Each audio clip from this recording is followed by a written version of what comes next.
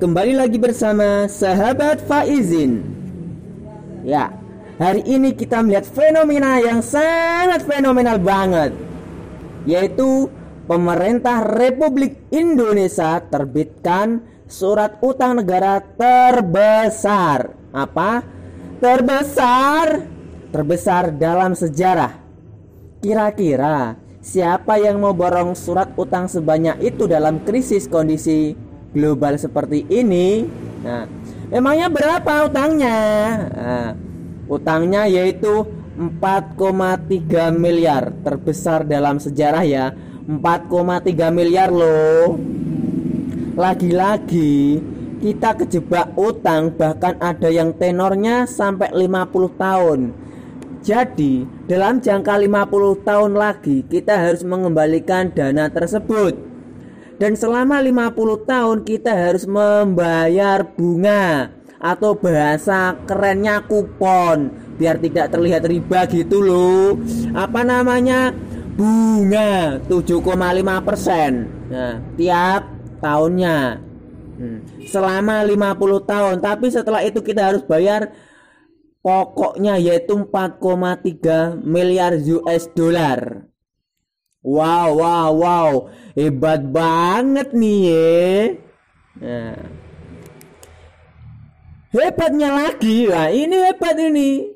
Indonesia juga jadi negara pertama yang terbitkan sovereign bond sejak pandemi COVID-19. Nah, surat utang. Ya, sovereign bond itu apa? Sovereign bond itu adalah obligasi yang diterbitkan oleh pemerintah suatu negara dalam denominasi mata uang asing. Obligasi jenis ini lazim dikeluarkan ketika kondisi ekonomi negara sedang tidak stabil, sehingga perlu didenominasi dalam mata uang asing yang dianggap lebih stabil. Kayak kemarin mata uang Republik Indonesia, rupiah tercinta, sampai hampir 17.000 toh. Iya toh, makanya dikeluarkan ini sovereign bond. Nah, aduh kepiye lagi. Wabah COVID-19 benar-benar memaksa Indonesia mencari tambahan dana untuk mengatasi pandemi dan memulihkan ekonomi. Aduh, utang lagi mak, utang terus.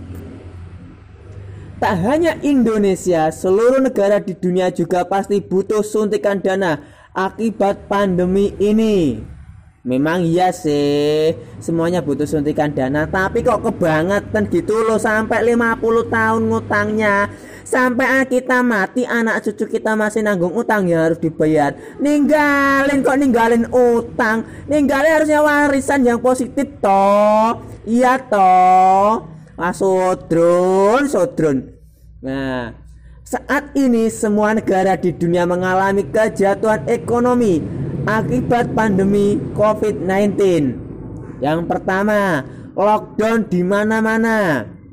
Kedua, pariwisata lumpuh. Nah, 3, ekspor impor terhambat. 4, harga material dan bahan baku industri naik dan menjadi langka. Yang terakhir, karyawan mulai di PHK. Ada banjir COVID-19, banjir PHK, banjir napi kriminal yang dikeluarkan dari penjara, tapi yang keluar rumah malah di penjara. Ladalah sodron tenan negara iki yo. Ini untuk mencegah kios di masyarakat, pemerintah juga mengeluarkan kebijakan. Apa aja sih kebijakannya? Yang pertama, keringanan pembayaran kredit utang. Apa benar ini sudah terbukti?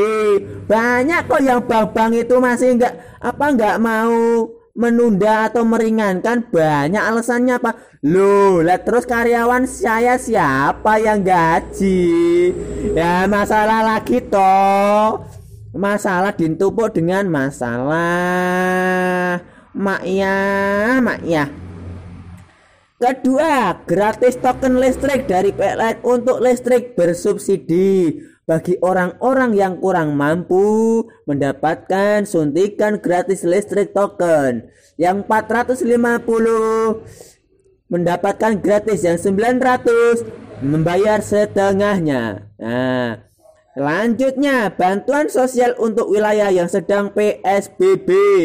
Wilayah PSBB dapat bantuan loh. Jangan lupa diawasi bantuannya kemana. Jangan-jangan masuk ke kantong masing-masing. Alamak, enak rasanya duit iki. Aduh, ya. Gemes aku rasanya. Tak jual pisan ini iki. Nah, selanjutnya apa kebijakannya? Bantuan alat kesehatan dan pembangunan rumah sakit COVID-19. Loh, kebijakan tadi itu semuanya butuh dana yang tidak sedikit. Benar toh, iya toh, bener toh, makanya ngutang. Ora kuat, gak ngutang. Soalnya Mas Kenolete memang dikongkon ngutang. KPKB dikendalikan no IMF berbank. Iya toh. Ngono terus utang. Ora bosen utang. Belum lagi harus memikirkan stimulus ekonomi setelah COVID-19 reda. Ya kan pasti bangkrut karena corona. Contohnya di Italia minta lockdown dicabut. Di Indonesia pun sudah terjadi lockdown, tapi PSBB namanya.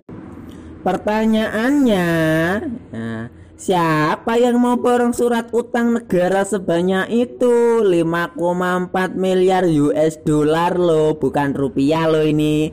US dollar. Aduh. Jika seluruh dunia sedang krisis dan banyak investor tumbang di pasar modal, ya kan? Investor banyak yang sudah narik uangnya, sudah tumpur, sudah rugi. Sopo sing gelem? Siapa yang mau? Apakah mereka lagi? Coba ditebak. Ayo, siapa? Ini dari kompas.com.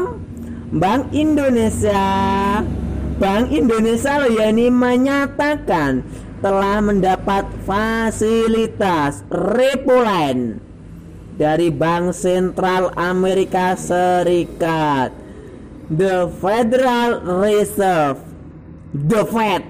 Apa ulang lagi? The Fed. Senilai 60 miliar US dollar. Waduh, ternyata mereka lagi.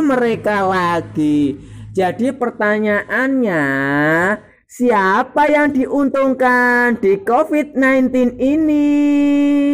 Ayo yang tahu dijawab di kolom komentar ya. Saya tunggu jawabannya. Terima kasih.